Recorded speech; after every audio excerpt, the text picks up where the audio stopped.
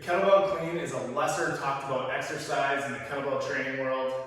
Swings and snatches tend to get a lot of the focus as those are more free-flowing, conditioning type movements. But the kettlebell clean is essential for getting into front-loaded squats, any kind of front rack lunges, pulling the kettlebell up to the rack position before you're pressing overhead. So the clean in itself is a great exercise alone, but it's also a way for us to get the kettlebell from the floor position up to the front rack position, either loading a lower body exercise like a squat or a lunge, or a carry, or a press. So I want to talk about the two different types of cleans that I see and I've used in my training. So one I would consider to be the swing clean, and the other is a dead stop clean.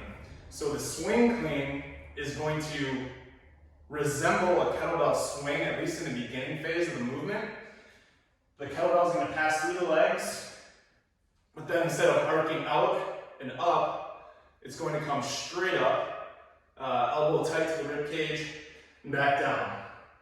So again, I'm hiking that kettlebell through the legs, pulling up to the front rack position.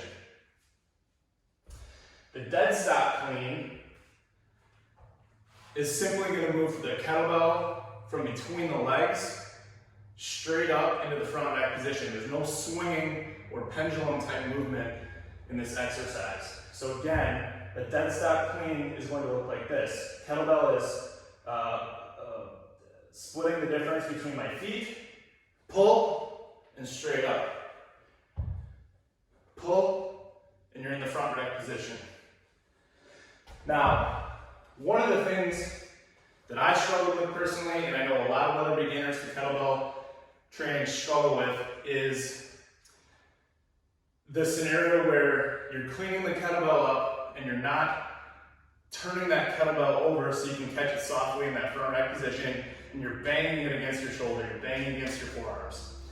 So to go over that and some fixes there, one is just going to take practice and repetition. So everything I'm about to share, you have to practice it. You're going to make contact with yourself, but as you iron out those kinks, it's going to get more smooth. So I've got a lighter kettlebell here, and I want to demonstrate in somewhat slow motion what I'm thinking about as I'm pulling that kettlebell up. So that kettlebell is going to pass through my legs on a swing clean.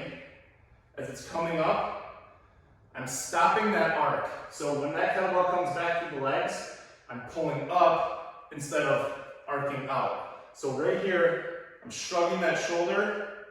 That kettlebell is going to come up and over. And after that pull, I'm going to loosen my grip slightly so that kettlebell can turn in my palm and find that front rack position.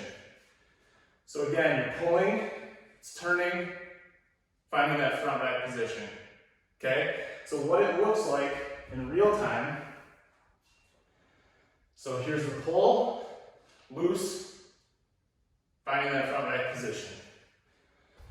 Okay, so here's the pull, loose, finding that front rack position. Now I wanted to show the difference between a light clean, a moderate heavy bell clean, and then what I would consider to be a heavy bell clean for me. So this is my 88, my 70, and then this is 17 pounds. So the 17 pounder for me is going to be the most unnatural, because I can lift this thing without worry. So that's just a hard kettlebell for me to even try to clean. The moderate weight kettlebell, the 70, is far more natural for me. And then as we get to the heavy kettlebell, things change a little bit, okay? There's a little bit more of that torquing, that rotation, that hip hinge, that pop, in order for me to get this bell up to the top, okay? So for me, that's a pull, okay? In a way, I can kind of fake it here, and I know that's just a difference of 18 pounds, but that's just enough weight that I can really smooth out that swing through and that pull. With this heavier bell, this is where you're really driving through the heels, getting that hip extension to get that bell into the front rack position.